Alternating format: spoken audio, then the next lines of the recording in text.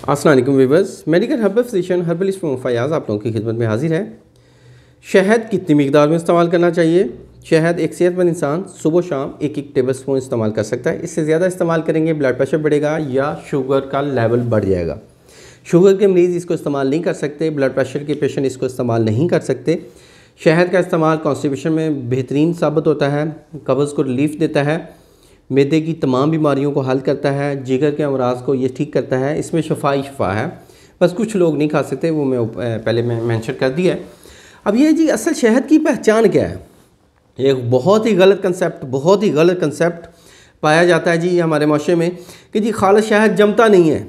खालिस शहद ही तो जमता है। शहद कुछ अरसे बाद आप 4 से 5 महीने 6 महीने शहद पड़ा रहेगा, वो जमेगा ज़रूर, ठीक है।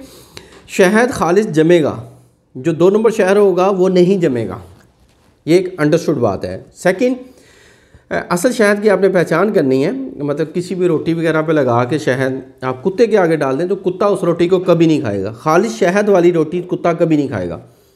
और थर्ड, आप कोई भी कपड़ा लें, कपड़े के ऊपर लगाएं शहद को अच्छी तरह और लगा के आप उसको दिया सलाई से आग लगाएं तो वो मोमबत्ती की तरह जलना शुरू हो जाएगा। अगर 2 नंबर शहद होगा तो वो जलेगा नहीं।